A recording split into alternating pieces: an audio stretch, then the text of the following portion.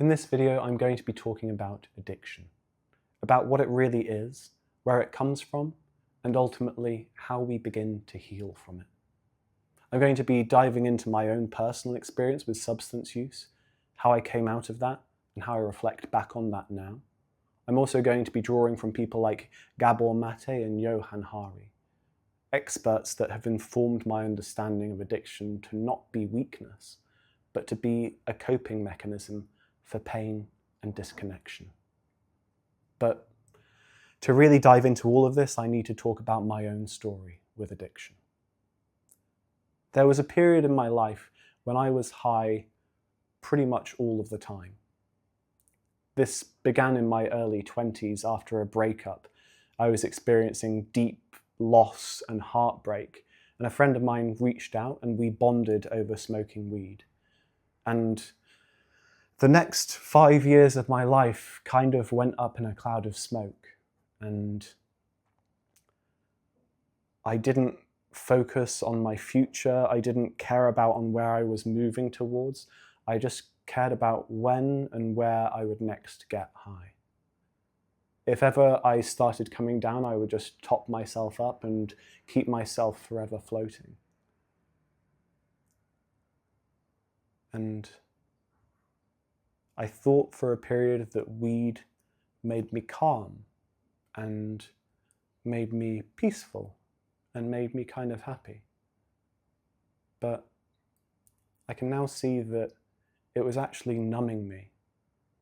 It was allowing me to be content with doing nothing. Instead of using that pain to fuel me, it just numbed me from it. It didn't make life any better. It just made me okay with life not being any better.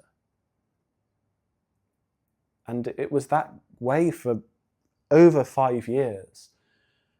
And my life had not changed.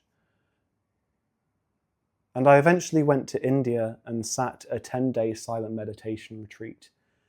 And that was really the first time when I'd really considered what it was that these things had been doing. How much time, money, and effort I'd poured into these drugs to numb myself. And how this experience of a free meditation course in India was one of the best experiences of my life and had cost me nothing. And I was living so fully.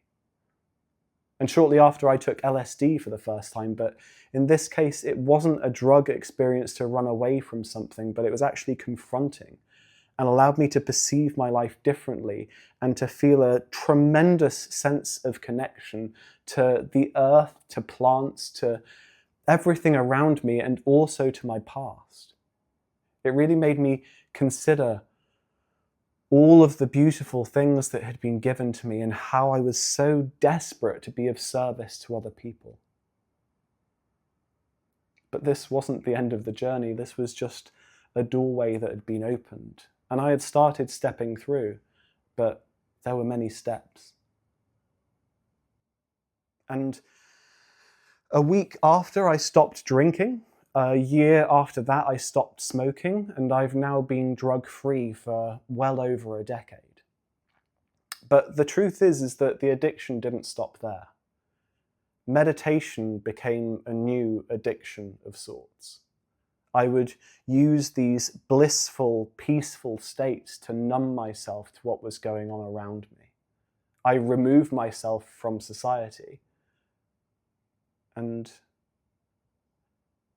after 7 years of deep, intensive meditation, I then turned to YouTube and continuously entertaining myself and overloading my senses so that I wouldn't have to deal with the pain inside of me. And this is my current addiction that I'm still working through, is my relationship with just trying to numb myself. Because I was never addicted to weed. I was never addicted to meditation. I'm not addicted to YouTube. I'm addicted to escaping that painful sensation. the pain which is riding deep within me. Gabor Maté has this great quote which says, "The question is not why the addiction, but why the pain." And that speaks so deeply to my experience. There was a guy called Bruce Alexander who created this study, I think, I'm not sure when, maybe back in the 70s or 80s, called Rat Park, where there would be a rat in a cage and there would be a liquid formula of, I think, heroin, some drug formulation. And the rat would consume it compulsively until it killed itself. But this was a rat in a cage by itself with nothing to do. And when they had Rat Park, where they had a bunch of rats all living there together, tunnels to run through, cheese, wheels to play on, all of these different kind of things, they still had this drug formulation. But it was barely used, and none of the rats became addicted to it. So it's really about the cage in which we're living in. And Johan Hari really says it best. He says, the opposite of addiction is not sobriety, but connection. And that's what we're missing. Connection to other people, to community, to meaningful work, and to our senses, to our bodies.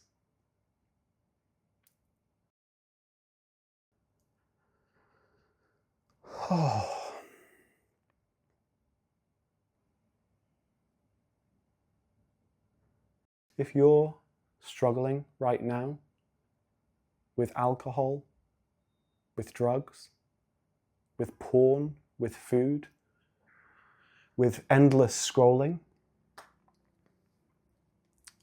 you're not alone. And you're not broken. However it is that you are trying to meet yourself, however it is that you're trying to take care of something which is too uncomfortable for you to face, there is a way out. And that starts by listening. Listening to your body and to your mind. So I have some questions for you. What are you reaching for when you feel uncomfortable? What is the pain underneath the pattern? And what would it look like if you showed compassion and kindness to that when it cropped up?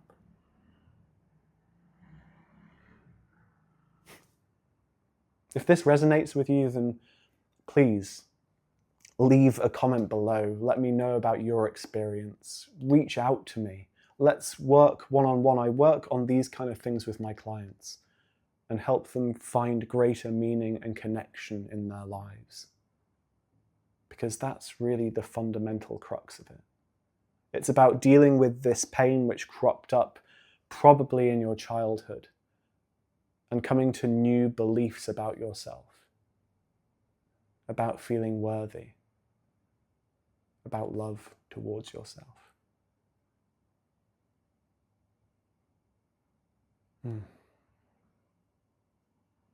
That's it. I hope that you're well, and I am sending so much love your way. Take care.